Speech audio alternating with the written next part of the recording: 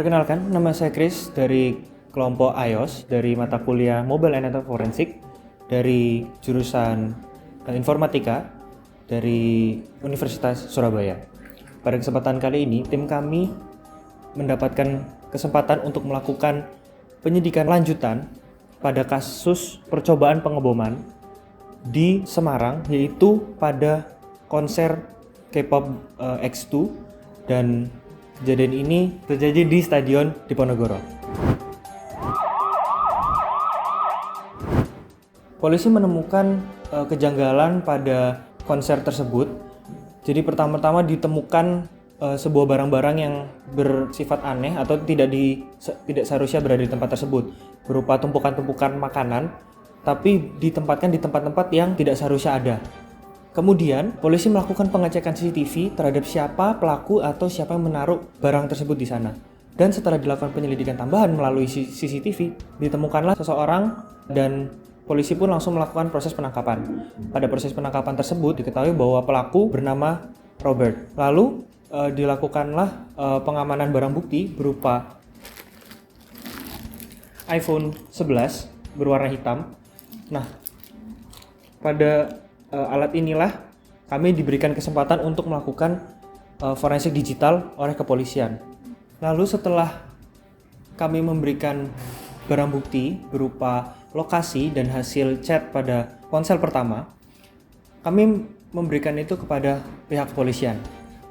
Nah, setelah kami memberikan pada pihak kepolisian melakukan penyelidikan pada lokasi tersebut yang berada di sekitar pelabuhan di Kota Semarang. Setelah melakukan penyelidikan, ditemukan seseorang bernama Sijo, dan Sijo ini diduga adalah yang merakit bahan peledak tersebut.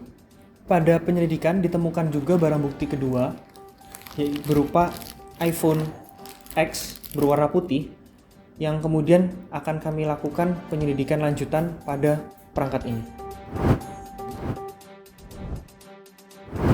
Kemudian pada penyelidikan ini juga dilakukan proses preservasi. Preservasi ini dilakukan dengan tujuan untuk mengamankan dan menjaga keaslian dari barang bukti. Ada beberapa tahapan dalam melakukan proses preservasi ini, yaitu penyimpanan pada barang bukti kepada Faraday bag untuk memastikan keamanan dari perangkat ini. Kemudian juga dilakukan duplikasi data terhadap perangkat ini, namun tidak melakukan duplikasi terhadap drive asli dari perangkat ini, tapi dilakukan backup terhadap drive lain yang sudah pastinya terenskripsi. Kemudian juga melakukan dokumentasi sebelum melakukan pemindahan data-data ini, dan juga melakukan pencatatan siapa saja yang bertanggung jawab atas penyelidikan dari barang bukti ini. Kemudian pada barang bukti ini juga dilakukan proses preservasi berupa penyimpanan terhadap Faraday bag. Kemudian juga dilakukan backup serta salinan data pada drive lain yang sudah pastinya terenkripsi. Kemudian juga dilakukan dokumentasi sebelum melakukan pemindahan terhadap proses penyelidikan yang selanjutnya. Jadi untuk selanjutnya ada proses extraction proses. Jadi untuk extraction proses ini kami melakukan ekstraksi terhadap data, yaitu menggunakan tools yaitu berupa iTunes, dan data yang terekstrak itu berupa data iBackup yang terenkripsi oleh password.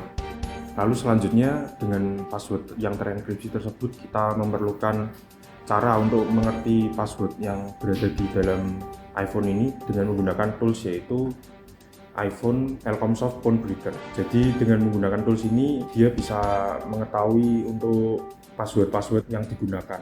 Selanjutnya jika kita sudah mengetahui passwordnya, kita bisa menggunakan beberapa tools yang lain untuk ekstrak data, yaitu sama dengan tadi Elcomsoft Phone Breaker dan iPhone Backup Extractor.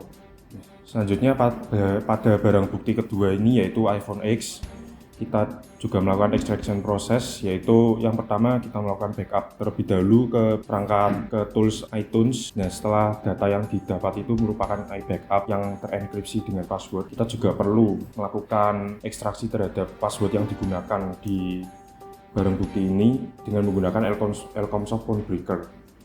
Ya, di situ bisa menggunakan seperti brute force attack untuk mendapatkan passwordnya. Setelah mendapatkan passwordnya, kita kita bisa menggunakan beberapa tools antara lain untuk backup ekstraktor seperti yang sudah saya jelaskan sebelumnya, yaitu Elcom Softphone Breaker dan iPhone Backup Extractor. Selanjutnya setelah melakukan backup adalah dilakukan proses ekstraktor data. Dari hasil barang bukti yang pertama ditemukan lokasi dan juga pesan WhatsApp, yang dimana dari barang bukti pertama dihasilkan file CSV yang berisi lokasi tentang longitude dan latitude yang menunjukkan lokasi di Semarang, dan juga percakapan antara Robert dan si Joe. Selanjutnya dari barang bukti yang kedua juga ditemukan lokasi yang dalam berbentuk file CSV yang menunjukkan latitude dan longitude yang berada pada posisi di Surabaya, dan juga percakapan antara si Joe dan Robert untuk perencanaan pengeboman tersebut. Selanjutnya adalah proses identification, yaitu dari barang bukti MFSA ditemukan data berupa CSV yang didapatkan berupa chat WhatsApp dari A, yaitu Robert, dengan si Joe. Kemudian ditemukan juga file location CSV yang ditemukan, yaitu lokasinya berada di Semarang, itu lokasi dari si Robert. Kemudian juga ditemukan data berupa status sosial media. Status sosial media tersebut ditemukan di aplikasi Facebook yang diposting oleh si Robert. Data tersebut dapat dilihat menggunakan iBackup Extractor. Selanjutnya, dari Digital Crime Scene MFSB didapatkan hasil file CSV dengan menggunakan bantuan tools yaitu iBackup Viewer. Pada file data CSV ini didapatkan beberapa serangkaian pesan yang dikirimkan oleh si Joe pada tanggal 6 Agustus 2022. Pada file CSV tersebut didapatkan data terkait pesan yang dikirim, waktu pengiriman, serta nomor dan nama dari pengirim. Selain itu, pada MFSB ini juga didapatkan terkait file CSV dengan data GPS dari hasil keberadaan lokasi dari iPhone MFSB. Pada file tersebut didapatkan timestamp, latitude, longitude, dan juga source. Didapatkan lokasi pada tanggal 19 Juni, 9 Juli, dan 25 Juli 2022. Pada tanggal 25 Juli ini didapatkan data di Surabaya. Pada kali ini saya akan menjelaskan tentang analisis prosesnya. Jadi ada 3 pencapaian. Yang pertama itu mencari berdasarkan lokasinya. Nah, untuk lokasinya ini itu ada dari berdasarkan galeri. Jadi galerinya si pemilik bernama Robert ini, dia itu melakukan pertemuan dengan Joe. Nah, Robert ini foto lokasi kediaman milik Joe. Nah, di situ dari galerinya itu ditemukan longitude dan latitude-nya yang kemudian dicari untuk mencari lokasinya Joe. Nah, kemudian si Joe ini kita menyita HP-nya, kemudian dari HP-nya ini kita ekstrakan data WhatsApp. Nah, WhatsApp-nya ini juga ditemukan longitude latitude dari milik location dari Bonnie. Kemudian saat kita mencari lokasinya Bonnie ditemukan bahwa Bonnie berada di Surabaya.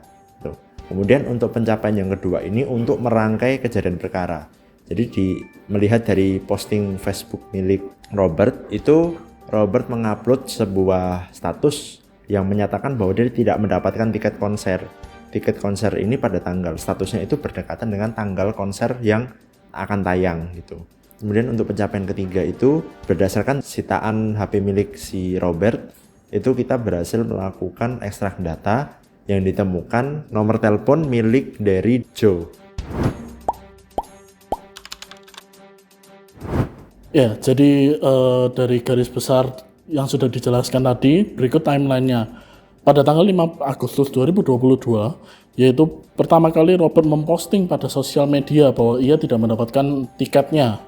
Kemudian pada tanggal yang sama juga, Bonnie mulai chatting dengan Robert. Lalu pada esok harinya, 6 Agustus 2022, Bonnie memberitahu si Joe untuk memulai perakitan. Kemudian, Bonnie juga memberi kontak si Joe dan Derry kepada Robert. Setelah itu, tanggal 8 Agustus 2022, Robert menghubungi si Joe dan Derry untuk mendapatkan informasi. Lalu tanggal 19 Agustus, Robert mulai bertemu dengan Sijo dan serah terima perangkat. Lalu tanggal 20 Agustus 2022, Robert menuju lokasi konser yang ada di studio Diponegoro Semarang. Lalu juga Robert tertangkap pihak keamanan pada stadion tersebut. Lalu polisi juga melakukan pemeriksaan kepada Derry. Dan juga polisi melakukan interogasi terhadap tersangka, yaitu Robert dan juga Derry. Kemudian tanggal 21 Agustus 2022, barang bukti selesai di-backup oleh tim forensik kami. Tanggal 22 Agustus 2022, bahwa polisi melakukan penangkapan Sijo yang ada di kediamannya. Polisi juga melakukan interogasi terhadap Sijo, yang kemudian juga barang bukti itu kami ambil dan backup. Kemudian pada tanggal 23 Agustus 2022, polisi melakukan survei pada lokasi yang ada pada ponsel milik Sijo. Yang kemudian pada akhirnya 27 Agustus 2022, polisi menemukan Boni pada kediamannya di Surabaya sesuai dengan lokasi yang kami dapatkan pada perangkat. Pengeboman pada konser X2 di Stadion Diponegoro, Kota Semarang. Terima kasih.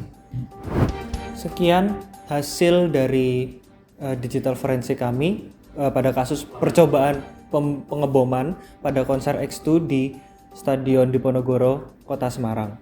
Terima kasih.